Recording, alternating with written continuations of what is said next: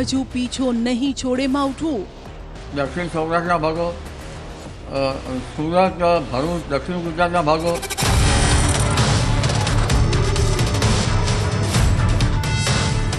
બંગાળનો ઉપસાગર ચક્રવાતનું કારખાનું। અત્યારથી લઈને 2027 સુધીમાં ચક્રવાતના વર્ષો આવે તેવું જણાશે।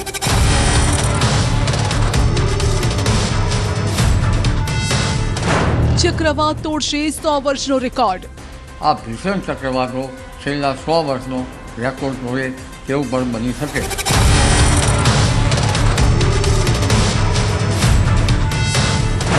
ડિપ્રેશનથી ડિપ્રેશનમાં ખેડૂતો। इसमें एक डिप्रेशन है जो ईस्ट सेंट्रल अरेबियन सी पे है।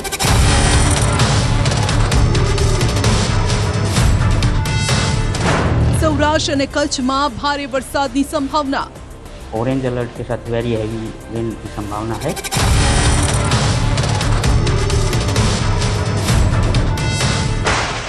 હજુ 2 દિવસ સાવધાન રહેવું પડશે કેમ કે ડિપ્રેશન હવે ગુજરાત પર ત્રાટકવાની તૈયારી છે।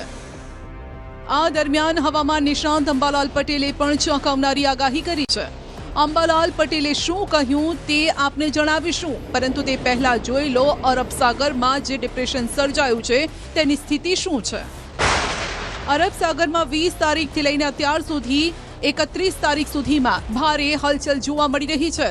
અરબ સાગરમાં બનેલી સિસ્ટમ બસ હવે કાંઠે ટકરાવવાની તૈયારીમાં છે। જો કે ડરાવનારી વાત એ છે કે આ ડિપ્રેશન કાંઠે લેન્ડફોલ કરતા પહેલા વાવાઝોડું બની શકે છે। જો આવું થયું તો રાજ્યમાં તબાહીનો કોઈ પાર નહીં હોય। હવામાન વિભાગ મુજબ આવતીકાલે રાત્રે ડીપ ડિપ્રેશન કાંઠે ટકરાશે। દીવ અને સુરત વચ્ચે મહુવા નજીક ત્રાટકશે આ સિસ્ટમ। 1 નવેમ્બરે રાત્રે મહુવા નજીક લેન્ડફોલ કરશે। હાલ ડીપ ડિપ્રેશન મહુવાથી 290 કિલોમીટર દૂર છે। કાંઠા પર 40 થી 50 કિલોમીટરની ઝડપે ફૂંકાઈ શકે છે પવન। 10 કિલોમીટર પ્રતિ કલાકની ઝડપથી આ સિસ્ટમ આગળ વધી રહી છે। 24 કલાકમાં ધીમે ધીમે તે નબળું પણ પડી શકે છે।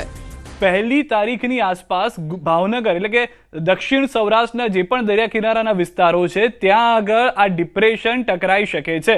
અલગ અલગ વેધર મોડલ, અલગ અલગ સિસ્ટમ અલગ અલગ જાણ કરી રહી હતી, પરંતુ અથરેયા જે પહેલેથી કહી રહ્યા હતા, અથરેયા શેટ્ટીએ કહ્યું હતું કે તે સુરત અથવા તો ભાવનગરની વચ્ચે ટકરાઈ શકે છે। તો કોન ઓફ અનસર્ટેનિટી જે છે તે પણ તે પ્રમાણેનો જોવા મળ્યો છે। જે આગાહી હતી તે પ્રમાણે હવે ડિપ્રેશન જે છે તે 1 તારીખે ભાવનગર પર ટકરાઈ રહ્યું છે।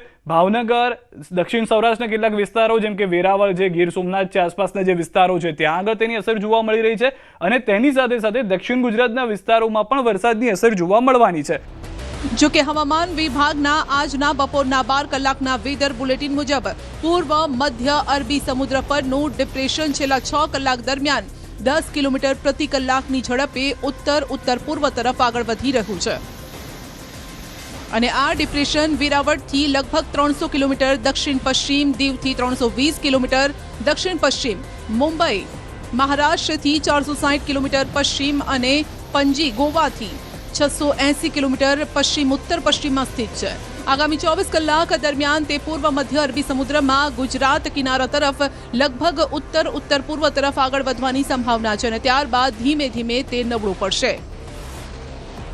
હવામાન વિભાગે આપેલા વેધર મેપ પ્રમાણે 6 નવેમ્બર સુધીમાં ગુજરાતમાં વરસાદની શક્યતા છે।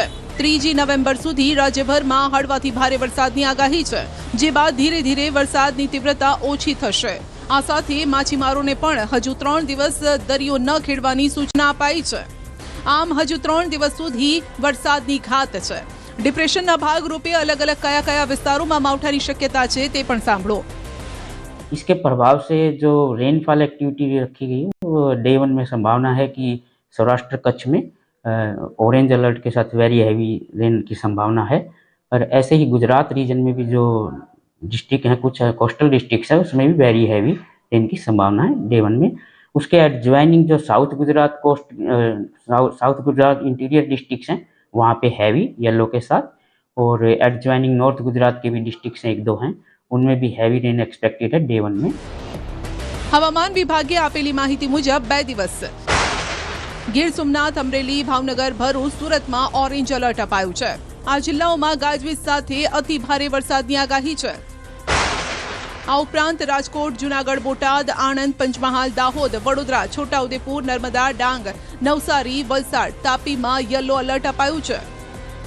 જે દક્ષિણ સૌરાષ્ટ્રના વિસ્તારો અને સૌરાષ્ટ્રના વિસ્તારો છે ત્યાં આગળ વધુ અસર જોવા મળી રહી છે। જે રીતે આપ આ નકશાને જાણો છો, ઓળખો છો, જ્યાં આગળ લીલો રંગ જોઈ રહ્યા છો ત્યાં આગળ 1 થી 2 ઇંચ જેટલો વરસાદ થઈ શકે છે। જ્યાં ગુલાબી રંગ જોઈ રહ્યા છો ત્યાં 8-8 ઇંચ સુધીનો વરસાદ થઈ શકે છે અને જ્યાં પીળો અથવા તો કેસરી રંગ દેખાઈ રહ્યો છે ત્યાં 2 ઇંચ સુધીનો વરસાદ 3 તારીખ સુધીમાં થઈ શકે છે। તો ECMWF વેધર મોડેલ પ્રમાણે અત્યારના જો નજર કરીએ તો દક્ષિણ સૌરાષ્ટ્રના જે વિસ્તારો છે, જેમ કે ગીર સોમનાથ આવી ગયું, અમરેલી આવી ગયું, ભાવનગર, આ એ તમામ દક્ષિણ સૌરાષ્ટ્રના વિસ્તારોમાં 3 તારીખ સુધીમાં ભારે પવન સાથે વરસાદ થઈ શકે છે। આ જિલ્લાઓમાં ગાજવીજ સાથે ભારે વરસાદની આગાહી છે।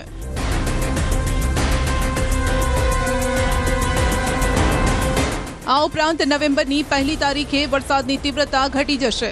શનિવાર માટે અમરેલી, ભાવનગર, ભરૂચ, સુરતમાં યલો એલર્ટ અપાયું છે। આ જિલ્લાઓમાં ગાજવીજ સાથે ભારે વરસાદની પણ આગાહી છે। હાલમાં વલસાડ, સુરત, નવસારી, ભાવનગર, સાબરકાંઠા સહિતના વિસ્તારમાં કમોસમી વરસાદ વરસી રહ્યો છે। મહત્વનું છે કે ગુજરાતમાં આ વર્ષે દિવાળી બાદ પણ કમોસમી વરસાદ ચાલુ રહેતા ખેડૂતોના મોઢે આવેલો કોળિયો છીનવાઈ ગયો છે। ઓક્ટોબર મહિનો ખેડૂતો માટે આકરો સાબિત થયો છે। છેલ્લા 10 વર્ષોમાં સૌથી વધુ વરસાદની વાત કરીએ તો ગુજરાતમાં ઓક્ટોબર મહિનામાં સૌથી વધુ વરસાદ નોંધાયો છે। આ વર્ષે ઓક્ટોબરમાં સૌથી વધુ સરેરાશ 3.25 ઇંચ વરસાદ થયો। આ પહેલા 2019માં 2.38 ઇંચ અને 2016માં સરેરાશ 2.91 ઇંચ વરસાદ નોંધાયો। હવામાન વિભાગ મુજબ ગુજરાતમાં 1 નવેમ્બર સુધી ભારે વરસાદની આગાહી છે। હવામાન નિષ્ણાત અંબાલાલ પટેલે પણ આજે ઠંડી, કમોસમી વરસાદ, વાવાઝોડા અંગેની માહિતી આપી છે। વરસાદ અને ઠંડીની આગાહી ખેડૂતોની સાથે સામાન્ય માણસોને પણ હચમચાવનારી છે। અંબાલાલ પટેલે કહ્યું છે કે બંગાળનો ઉપસાગર ચક્રવાતનું કારણ છે। અત્યાર સુધી આગામી વર્ષ એટલે કે 2027 સુધીમાં ચક્રવાતના વર્ષો આવે તેમ બની પણ શકે અને આ ભીષણ ચક્રવાતો 100 વર્ષનો રેકોર્ડ તોડશે। મોટું કારખાનું છે સિસ્ટમોનું, ત્યાં પણ આ વખતે સિસ્ટમો વધારે બને અને આ ચક્રવાતો લગભગ ધીરે ધીરે મેષના શનિમાં પણ રહી શકે। એટલે કે અત્યારથી લઈને 2027 સુધીમાં ચક્રવાતના વર્ષો આવે તેવું જણાશે અને આ ભીષણ ચક્રવાતો છેલ્લા 100 વર્ષનો રેકોર્ડ તોડે તેવું પણ બની શકે। આ ઉપરાંત અંબાલાલ પટેલે કહ્યું છે કે હજુ 2 નવેમ્બર સુધી સૌરાષ્ટ્રના કેટલાક ભાગોમાં, દક્ષિણ ગુજરાત, મધ્ય ગુજરાત અને ઉત્તર ગુજરાતના ભાગોમાં પણ વરસાદની શક્યતા છે। કોઈક જગ્યાએ ગાજવીજ સાથે વરસાદ થઈ શકે છે। 5 નવેમ્બર સુધીમાં વાદળછાયું વાતાવરણ રહેશે। આ સાથે કેટલીક જગ્યાએ સામાન્ય વરસાદ પણ થઈ શકે છે। એટલે કે અંબાલાલ પટેલના મત મુજબ હજુ પણ 5 દિવસ તો ભારે રહેવાના છે। હજુ પણ 2 નવેમ્બર સુધીમાં વરસાદની શક્યતા છે। દક્ષિણ સૌરાષ્ટ્રના ભાગો, સુરત, ભરૂચ, દક્ષિણ ગુજરાતના ભાગો, મધ્ય ગુજરાતના ભાગો, ઉત્તર ગુજરાતના ભાગો, કચ્છના ભાગો અને સૌરાષ્ટ્રના કેટલાક ભાગોમાં 2 નવેમ્બર સુધીમાં હજુ વરસાદની શક્યતા છે। ક્વચિત કોઈ જગ્યાએ ગાજવીજ સાથે વરસાદ થઈ શકે, પરંતુ ત્યારબાદ પણ 5 નવેમ્બર સુધીમાં હવામાનમાં વાદળવાયું કે ક્યાંક લગભગ છાંટા છૂટી જેવું રહી શકે।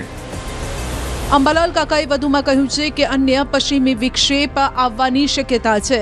18મી નવેમ્બર બાદ બંગાળના ઉપસાગરમાં ચક્રવાત થતા રહેશે અને જેની અસર લગભગ 15 ડિસેમ્બર સુધી રહેશે। એટલે કે 15 ડિસેમ્બર સુધી માવઠા થતા રહેશે અને આ વખતે માવઠાની શક્યતા વધારે છે। આમ ખેડૂતો માટે આગામી વર્ષ સંઘર્ષવાળું રહેવાનું છે। જો કે રાહતની વાત એ છે કે ગુજરાતમાં 8 નવેમ્બરથી ઠંડીનું આગમન થશે, જે રવિ પાક માટે સાનુકૂળ રહેશે। હવે કોને કહેવું, હવે ક્યાં જઈને રડવું? આ હૈયા વરાળ ક્યાં ઠાલવવી? કોના ઉંબરે જઈ દયાની ભીખ માંગવી? કારણ કે જે નહોતું ધાર્યું તે થઈ ગયું। કુદરતે જે નહોતું કરવાનું તે કરી દીધું અને હવે ગુજરાતના ખેડૂતો પાસે એવો કોઈ ખભો નથી જ્યાં જઈને પોક મૂકીને રડે। જો કે જ્યાં કુદરતે ના રૂઝાય એવા ઘા આપ્યા ત્યાં જ હવે તાતને ટેકો આપવા તંત્રએ પણ કમર કસી છે ને રાજ્યમાં સર્વેનું કામ શરૂ કરાયું છે।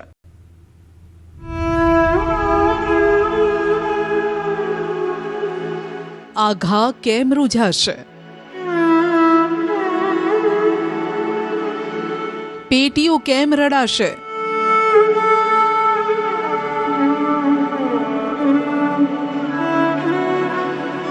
દીકરીનો કર્યાવર કેમ કરાશે? ને ઘરડા મા બાપના ઓળતા કેમ પૂરા થશે?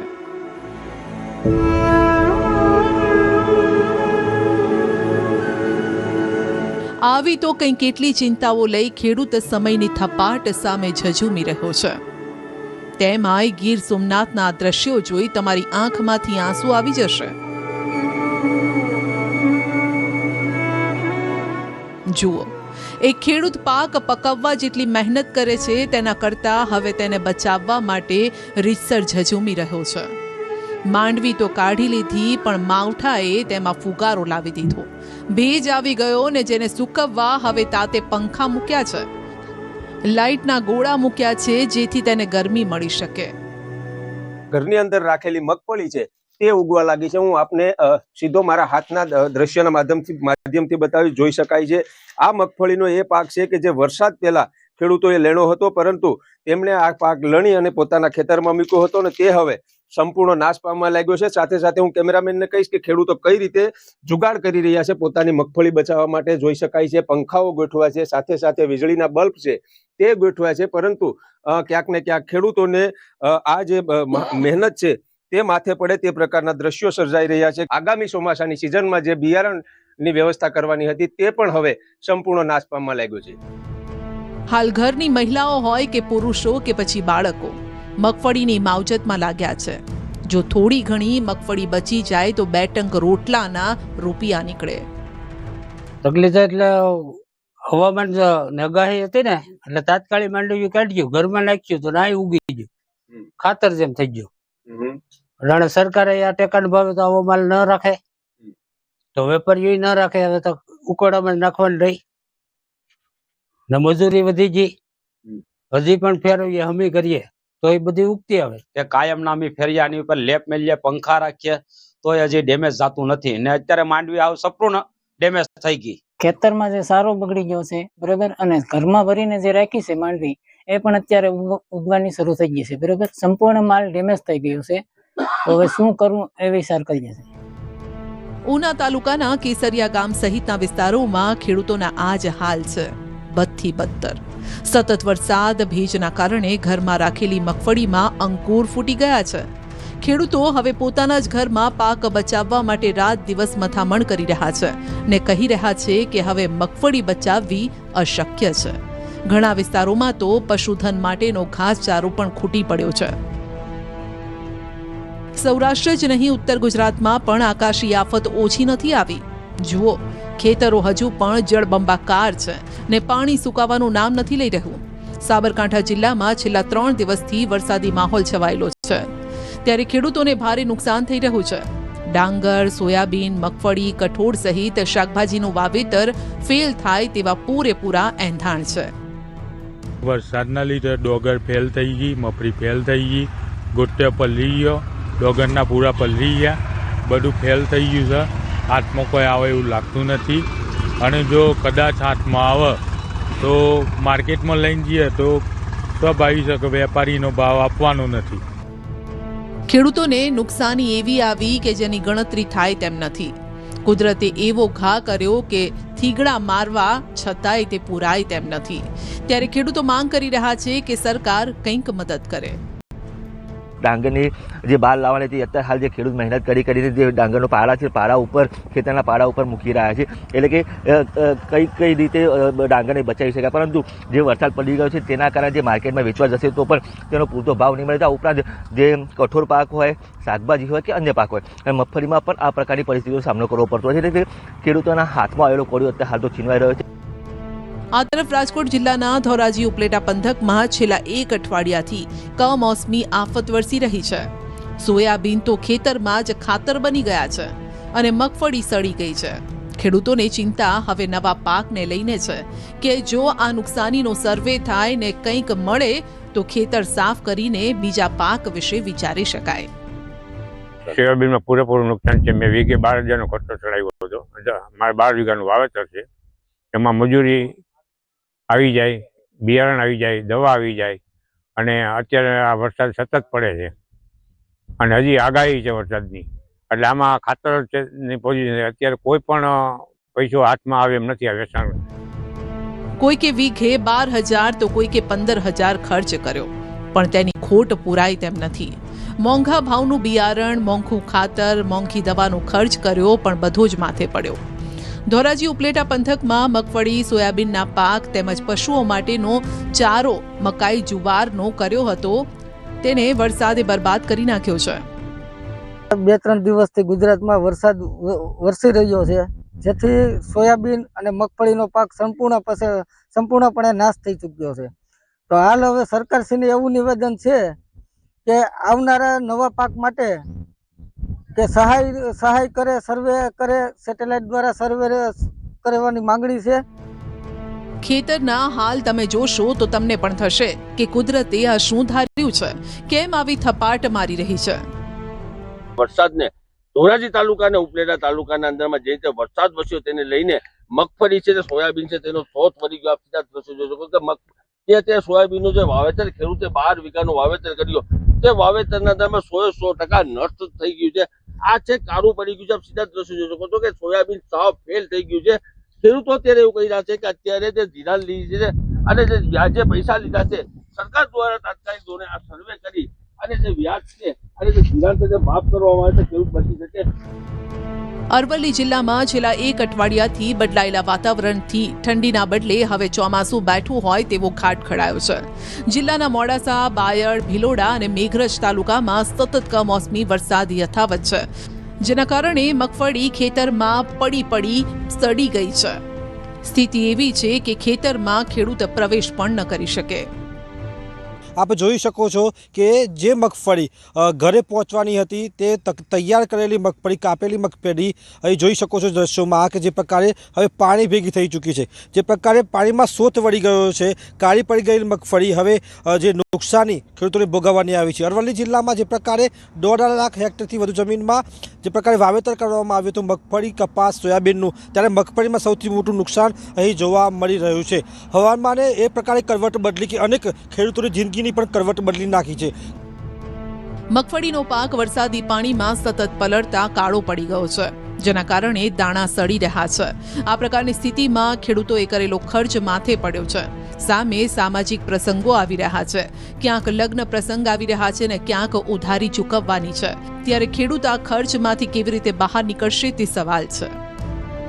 હાલમાં મારું વાવેતર 30 વીઘામાં છે. વીઘાનું અંદાજે 15,000 ખર્ચો થયેલ છે, અંદાજે 4 લાખ રૂપિયા ખર્ચો થયો છે. અમારું મગફળી બિલકુલ હાર્વેસ્ટિંગના તૈયારી જ હતી અને બિલકુલ વરસાદ ચાલુ થઈ ગયેલ. મગફળી બિલકુલ કાળી થઈ ગયેલી, ઉગવાનું જર્મિનેશન ચાલુ થઈ ગયેલ છે. ટૂંકમાં અમારે મગફળીમાંથી છોકરાઓને ફીઓ ભરવાની હતી, ખર્ચા બીજા આર્થિક કરવાના લગ્ન પ્રસંગ આવી ગયેલ, તો છતાં અમારે કઈ રીતે કરવું. એક સાંધે ત્યાં 13 તૂટે જેવો ઘાટ ખડાયો છે અરવલ્લીના ખેડૂતોનો, કારણ કે મગફળી ખેતરમાં છે અને શિયાળુ પાકના કોઈ ઠેકાણા નથી. એ વરસાદ ચાલુ થવાના કારણે મારી કાઢેલી મગફળી સંપૂર્ણ બગડી ગઈ, કારણ કે ભૂકું હાથમાં આવે એવું નથી. એટલે ઢોરોનો ઘાસચારો પણ હવે નવેસરથી વાવવો પડશે અને આ મગફળીનો માર્કેટમાં ભાવ પણ કંઈ મળવાનો નથી. એટલે આ વખતે શિયાળાનું વાવેતર શું કરવું એ જ હજુ વિચારમાં છે, કારણ કે હજુ મગફળી ખેતરમાં લીધી નથી ને વરસાદ ચાલુ થઈ ગયો છે. ડાંગ જિલ્લો જે કુદરતનો ખજાનો ગણાય છે, પરંતુ અહીંના ખેડૂતો હવે એવા સલવાયા છે કે અહીં વરસાદ ઓછો થવાનું નામ નથી લઈ રહ્યો. આ વર્ષે ચોમાસું વહેલું આવ્યું ને ડાંગમાં પણ વહેલો વરસાદ શરૂ થયો. બસ ત્યારથી અહીં વરસાદે પોરો નથી ખાતો, જેના કારણે ડાંગ જિલ્લાના 311 ગામોમાં ડાંગર પકવતા ખેડૂતો પાયમાલી તરફ છે. એક તો કમોસમી વરસાદ અને તેમાંય પવનનું જોર, જેણે ખેતરમાં ઉભેલી ડાંગરને સુવડાવી દીધી. ડાંગર ભોંય ભેગી થતા સંપૂર્ણ નુકસાની આવી છે, જેના કારણે ખેડૂતો હવે વરસતા વરસાદ વચ્ચે તેને વાઢી રહ્યા છે. કમોસમી વરસાદને કારણે ખેડૂતોના મોઢામાં આવેલો કોળિયો પણ છીનવાઈ જવા પામ્યો છે, જે અંતર્ગત દ્રશ્યમાં જોઈ શકો છો કે અહીં જે નાના ખેડૂતો છે એ ડાંગરનો પાક બનાવતો, ડાંગરનો પાક સદંતર નિષ્ફળ નીવડ્યો છે અને ખાસ કરીને ઊંચા વ્યાજે પૈસા લાવી અને મોટું બિયારણ લાવી અને જે પાકની ખેતી કરતા હતા, જે અંતર્ગત ખેડૂતોની હાલત હાલ દયનીય થવા પામી છે। અહીંના લોકોનો મુખ્ય સવાલ એ છે કે અહીં ના તો કોઈ મોટા ઉદ્યોગ છે, ના તો કમાણીનો બીજો કોઈ સ્ત્રોત, જેના કારણે ખેતી જ આજીવિકાનું એક સાધન બન્યું છે। આવામાં ખેડૂતો પાયમાલીની કગાર પર છે, કારણ કે આ નાનકડો એવો જિલ્લો છે। મોટા ભાગના ખેડૂતો નાનકડા ખેતરમાં થતી આવક અને બારે માસ પોતાનો એક જ ખોરાક એવી પરિસ્થિતિમાં જીવતા હોય છે। હાલ કમોસમી આફતના કારણે ખેડૂતોનો પાક આંખ સામે હોવા છતાં ભૂખે મરવાની નોબત આવી રહી છે।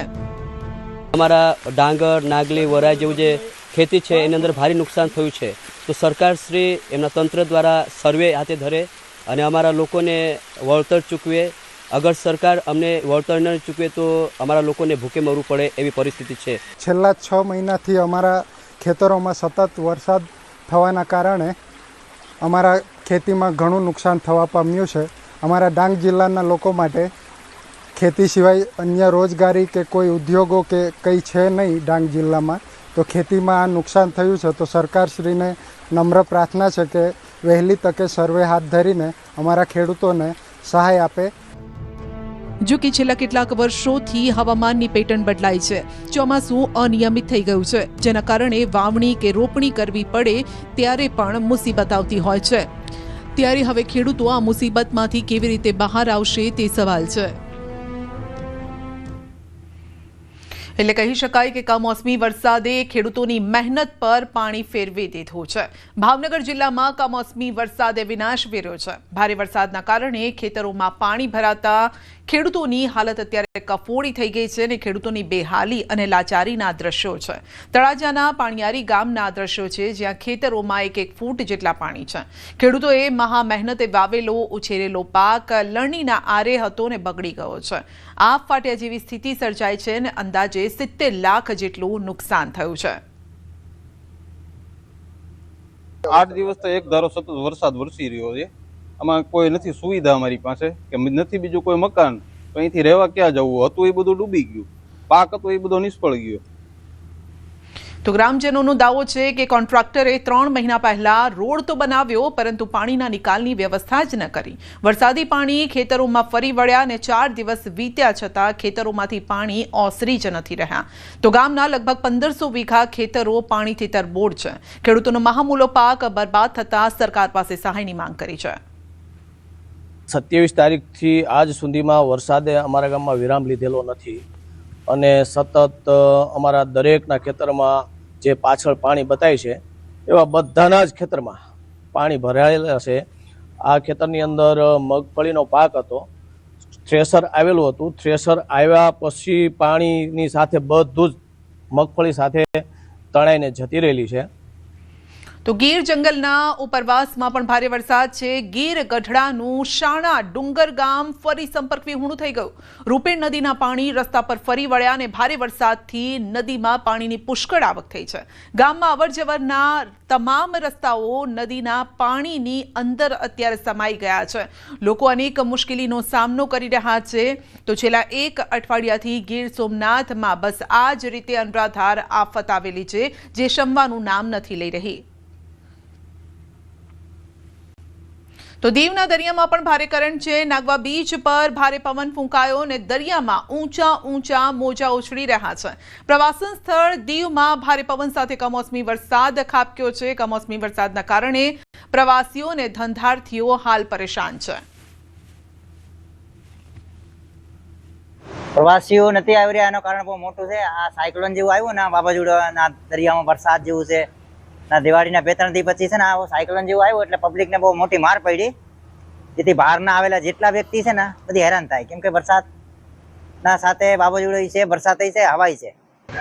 હાલ અમે પહોંચ્યા છે પ્રવાસન સ્થળ દીવ ખાતે અને દીવની અંદર ભારે પવન સાથે વરસાદ છે તે વરસી રહ્યો છે। હું આપને સીધા નાગવા બીચના દ્રશ્ય બતાવીશ કે આ નાગવા બીચ છે અને નાગવા બીચ ઉપર ભારે પવન ફૂંકાઈ રહ્યો છે। દરિયાની અંદર ભારે કરંટ છે તે જોવા મળી રહ્યો છે। જોઈ શકાય છે જે પ્રમાણે આ પ્રવાસીઓ છે કે પ્રવાસીઓ દરિયા કિનારે છત્રીઓ લઈ અને માંડ પોતે અહીંથી પસાર થઈ રહ્યા છે। જો કે દરિયાની અંદર ભારે કરંટને લઈ અને ક્યાંક ને ક્યાંક પ્રવાસીઓ હોય કે પછી સ્થાનિક લોકો હોય, આ તમામ છે તે મુશ્કેલીમાં મુકાયા છે, કારણ કે હાલ વેકેશનના હવે ગણતરીના દિવસો બાકી છે અને પ્રવાસન દળ દીવની અંદર કહી શકાય કે જે ધંધાર્થીઓ છે તેમના માટે આ કમાવા માટેની સિઝન હોય છે, પરંતુ ચાલુ વર્ષે જ્યારે દિવાળીની બેસતા વર્ષ બાદ સતત કમોસમી વરસાદ છે તે વરસી રહ્યો છે અને છેલ્લા 24 કલાકથી પ્રવાસન સ્થળ દીવની અંદર ભારે પવન ફૂંકાઈ રહ્યો છે, દીવની અંદર વરસાદ છે તે વરસી રહ્યો છે અને તેમને કારણે પ્રવાસીઓ પરેશાન થઈ રહ્યા છે। તો સાથે સાથે દીવના ધંધા રોજગાર છે તેમના ઉપર પણ ભારે અસર પડી રહી છે। દિનેશ સોલંકી, ન્યૂઝ 18 ગુજરાતી, દીવ।